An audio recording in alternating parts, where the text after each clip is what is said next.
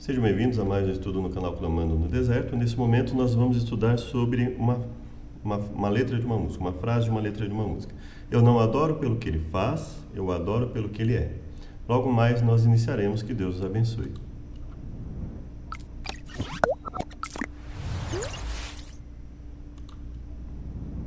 Muito obrigado, Deus, por tudo que nos tem concedido até agora. Nos perdoe por nossos falhas, pecados cometidos contra Ti. Livra-nos de todo mal, nós imploramos hoje e sempre. Amém. Bom, então nós vamos começar com a letra da música.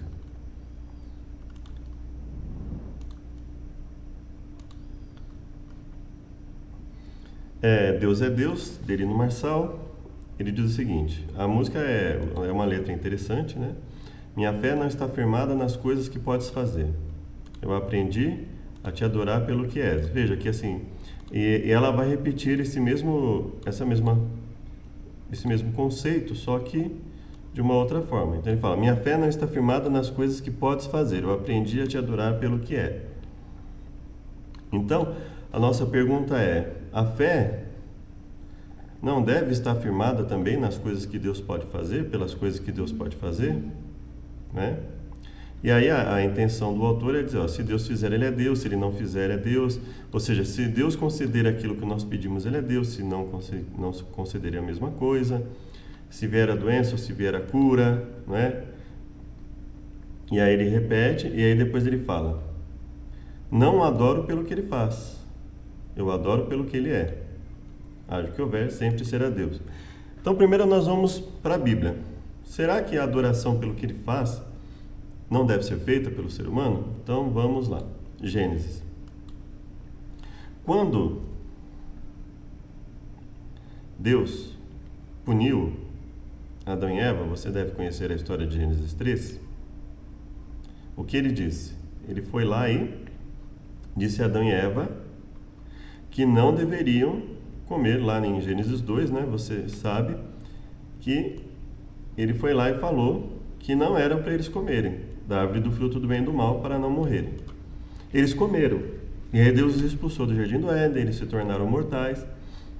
Pelo que ele fez, pela atitude que ele fez, nós entendemos que Deus não tolera a desobediência, Deus não tolera a maldade, Deus não tolera a cobiça, a ambição, não é? Por essa atitude, nós entendemos como Deus é, o que Deus é. Quem Deus é, né? Quem Ele é. Então vamos lá. Aí ele concedeu ali, ele falou das consequências que iria haver, né? Mas ele também diz o seguinte: e fez o Senhor Deus Adão e a sua mulher túnicas de pele e os vestiu. Então nós vemos que pelo que ele agiu, nós vemos que ele é justo, mas que ele também é misericordioso, ou seja, a Bíblia não dissocia, a Bíblia não separa o que Deus faz do que ele é. Aí nós vamos lá então para Caim e Abel, né? Quando Caim e Abel ofereceram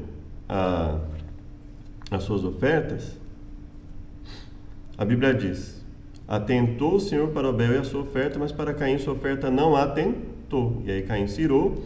Deus foi lá e conversou com Caim: olha, Caim, se você fizer o que é correto, se você fizer o bem, não é certo que serás aceito, e se não fizer, o pecado jaz à sua porta. Então Deus alerta a Caim para que ele deixe aquele pensamento.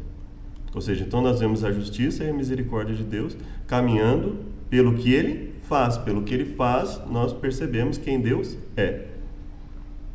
E aí Caim mata Abel. E aí Deus diz, né? Olha, você é maldito agora desde a terra. Então, ou seja, ele não ficou impune pelo que ele fez. No entanto, quando ele fala: é maior a minha maldade que a que possa ser perdoada, aí Deus diz: olha, qualquer que matar a Caim 7 vezes será castigado. E pôs um sinal a Caim para que não ferisse qualquer que o achasse. Então, pelas atitudes de Deus, nós vemos Deus como justo e misericordioso. Pelo que ele faz, nós vemos quem Deus é. Aí aqui é a mesma coisa, né? Então foram Moisés e Arão, Êxodo 4, e ajuntaram todos os anciãos e filhos de Israel. E Arão falou todas as palavras que o Senhor falara a Moisés e fez os sinais perante os olhos do povo. E o povo creu, e quando ouviram que o Senhor visitava os filhos de Israel e que via a sua aflição, inclinaram-se e adoraram. Então veja, pelo que Deus fez, eles sabiam quem Deus é. Então, eles adoraram a Deus tanto pelo que Ele faz, como pelo que Ele é. E não apenas pelo que Ele é, e nem tampouco apenas pelo que Ele faz, né? Tendo nascido Jesus em Belém de Judeia, no tempo do rei Herodes, eis que os magos vieram do Oriente a Jerusalém, dizendo: onde está aquele que é nascido rei dos judeus? Porque vimos a sua estrela no Oriente e viemos adorá-lo. Então eles adoram a Jesus pelo que Ele é, mas também adoram a Jesus pelo que Ele viria a fazer. João. Aqui Jesus conversando com a mulher lá, a história do poço, se você olhar em João capítulo 4, né? E aí Jesus fala com ela, mostra para ela que ele conhecia quem ela era, e ela fala: veja que tu és profeta. Eles falam. E ela fala: nossos pais adoraram nesse monte, vós dizeis que em Jerusalém é o lugar que se deve adorar. Ele fala. E aí Jesus responde: crê-me que a hora vem que nem nesse monte nem em Jerusalém adorareis o Pai. Vós adorais o que não sabeis, e nós adoramos o que sabemos, porque a salvação vem dos judeus. Então ele fala: olha, a diferença de adoração aqui é que o judeu sabe quem Deus é e o que Deus é capaz de fazer efetivamente.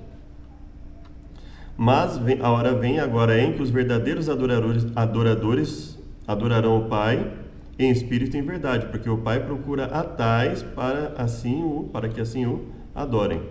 Deus é espírito, importa que os que o adoram, adorem em espírito e em verdade. Então vamos lá, para 1 aos Coríntios.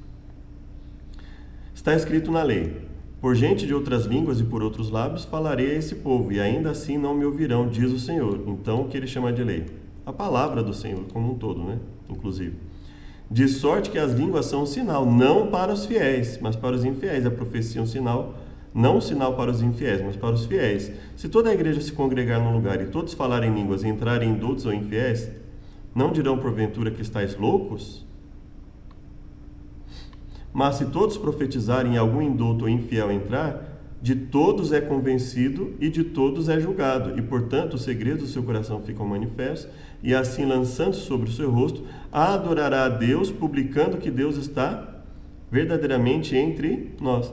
Então, o que Paulo está falando aqui? Que essa pessoa, ela vai adorar a Deus pelo que foi feito ali, pelo que Deus fez, pela ação de Deus naquele momento, pela capacidade de dar às pessoas o dom da profecia, que inclui edificação, aconselhamento, né? O dom de profecia que ele fala, que Paulo comenta, né?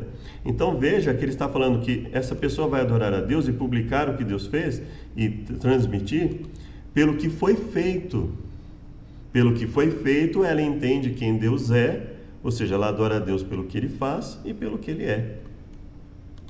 Apocalipse capítulo 4. Fala dos quatro animais, né?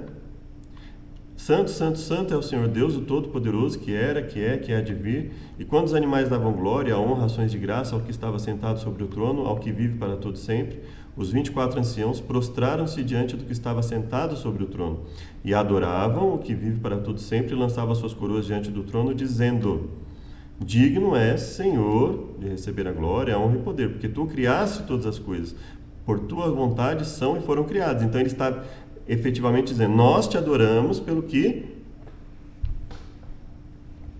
o Senhor é e pelo que o Senhor faz. Só que aqui diretamente eles estão dizendo o quê? Nós te adoramos pelo que o Senhor faz. E pelo que o Senhor faz, nós sabemos quem o Senhor é. Então veja que ele não estava dissociando: eu não adoro pelo que o Senhor faz. Eu adoro pelo que o Senhor faz, sim. E pelo que ele faz, nós entendemos quem ele é.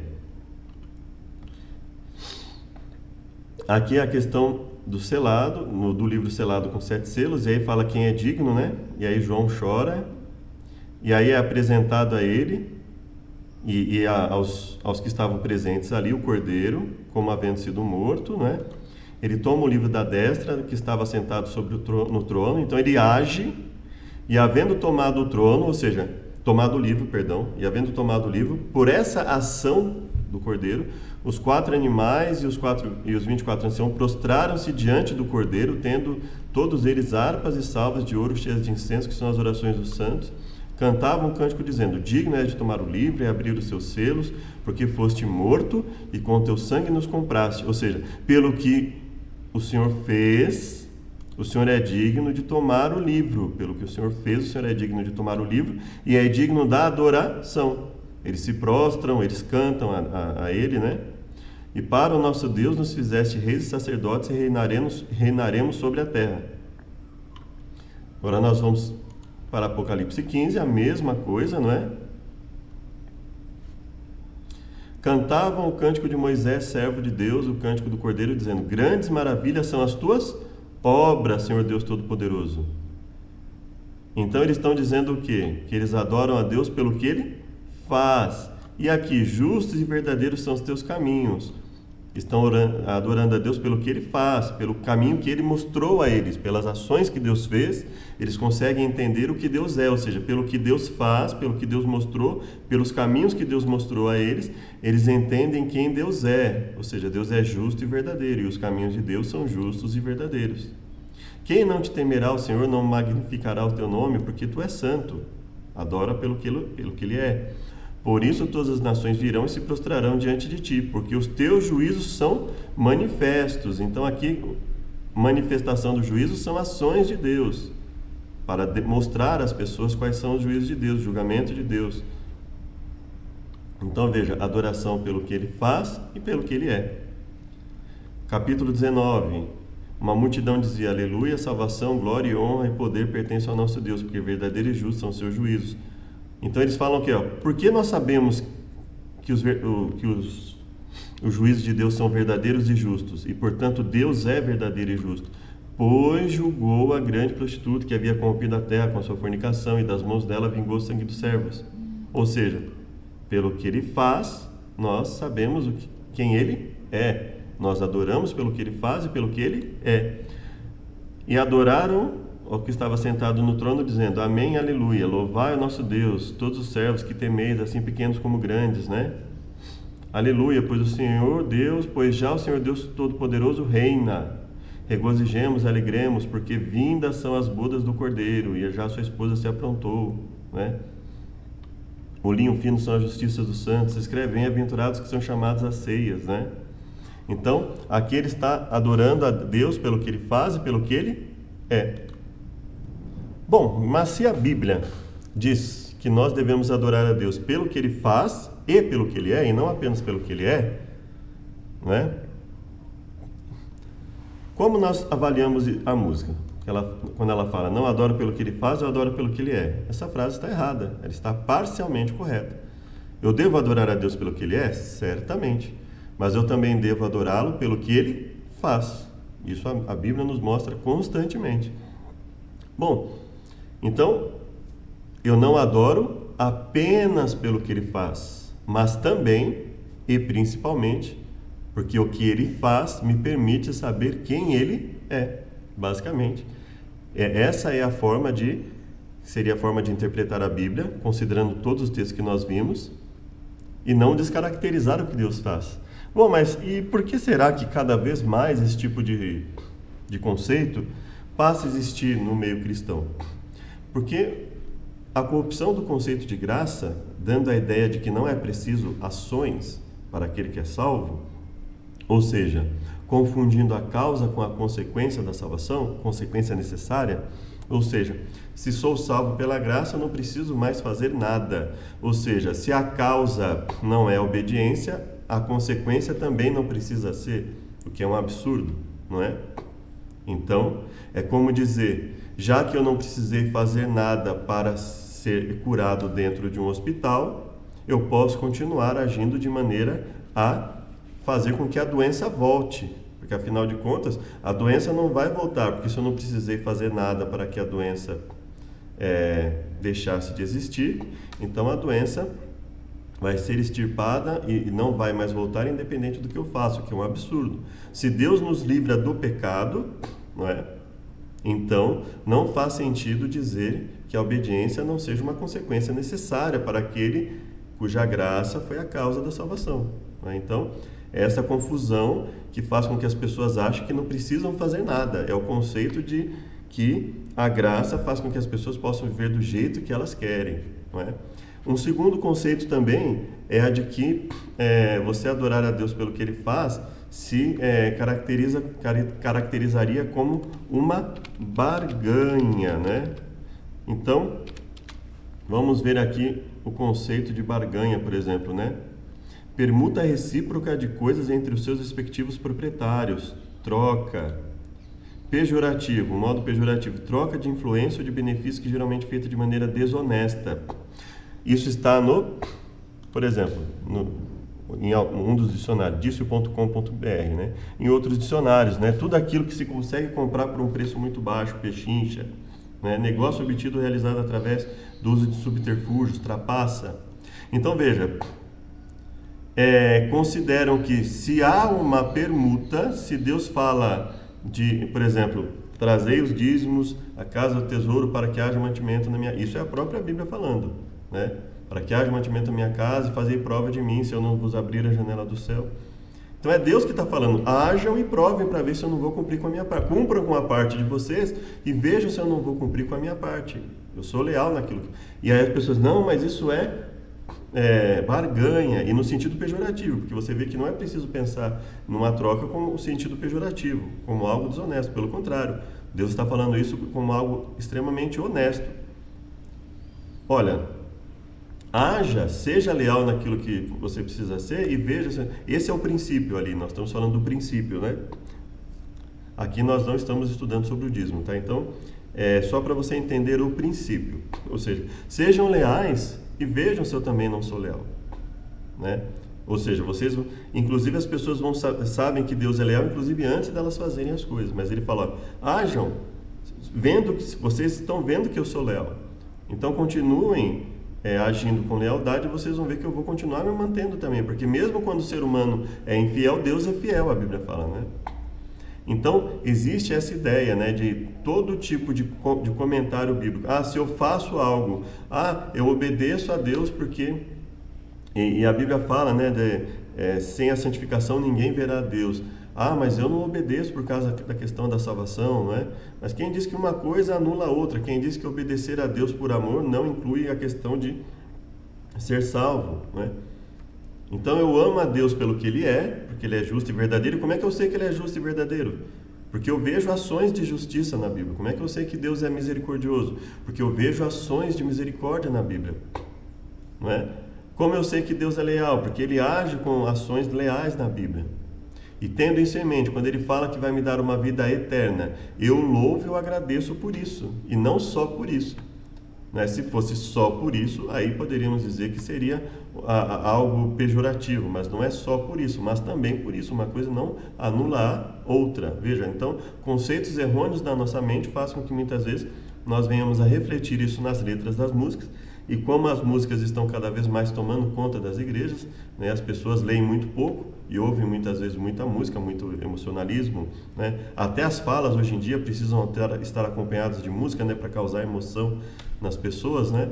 Então, vejam que o aspecto emocional tomando conta do aspecto mais razoável, né? Daquele culto racional que a Bíblia fala, né? Não nos conformar com esse mundo, né? Transformarmos pela renovação do nosso entendimento, o aspecto razoável, racionalidade, razoabilidade, né?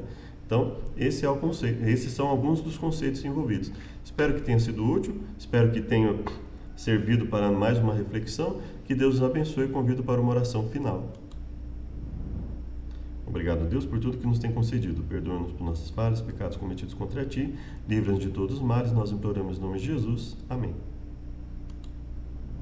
Muito obrigado e até o próximo estudo.